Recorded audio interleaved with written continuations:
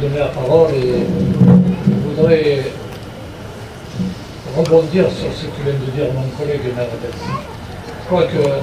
Je crois pas, j'en suis certain, le canton de la Côte-Vermeille est un canton extraordinaire.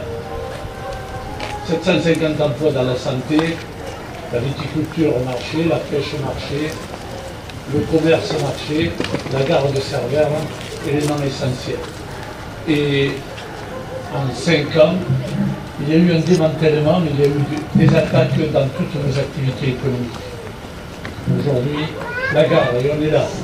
La santé, il y a 2 ans, toutes les populations du canton défilaient dans les rues pour essayer de sauver ces établissements.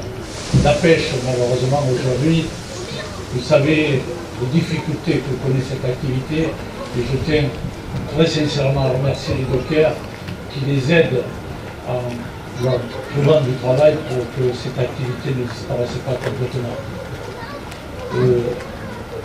Je terminerai par les dockers ensuite. Les viticulteurs, aujourd'hui, c'est vrai que la récolte ont été difficile, mais les contraintes sont telles qu'aujourd'hui aussi, cette activité est en crise. Et là aussi, les dockers essayent d'aider les viticulteurs. Et si je termine par les viticulteurs, c'est pour rebondir un peu sur le côté environnemental.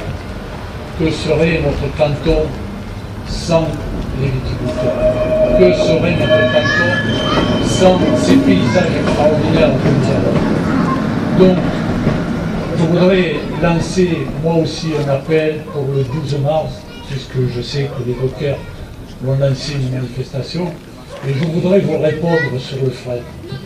Quand nous avons fait le terminal fruitier, on nous a demandé de supprimer la voie ferrée sur le port. Le Conseil général, seul, a pris 100%, 680 000 € pour refaire la voie, pour conserver la voie sur le port. Et nous avons organisé des réunions avec les responsables du fret qui sont descendus de Paris et qui nous ont dit que dès le premier voyage, ils voulaient gagner de l'argent.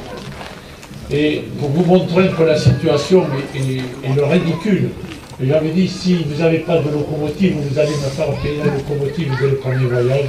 Et il m'avait répondu oui. Donc c'est vraiment une volonté de ne pas privilégier le fret. C'est vraiment une volonté d'essayer que Cervères ne soit pas un terminal. Et comme mon collègue Mervedes, je suis pour me battre pour que ce terminal soit ici à Cervères. On a besoin de la ligne. Pour le tourisme, on a besoin de la ligne. Pour nos populations, on a besoin de la ligne pour l'environnement. Donc sachez que vous pourrez bien sûr compter sur moi, sur le Conseil général, et immédiatement j'en référerai au président de la région de ce que vous demandez. Et juste, j'en profite parce qu'il y a beaucoup d'enfants, je crois qu'il vous faut connaître certains chiffres. De 2007 à 2010, dans l'éducation nationale, il y a eu 63 000 postes supprimés, 6% de l'effectif de l'éducation nationale. Cette année, dans les PO, nous aurons à peu près 100 enfants de plus et on va être obligé de rendre 26 postes à l'éducation nationale. Donc, au-delà de nos populations, c'est la qualité de vie, c'est la qualité d'enseignement, c'est la qualité d'enseignement de nos enfants. Merci beaucoup.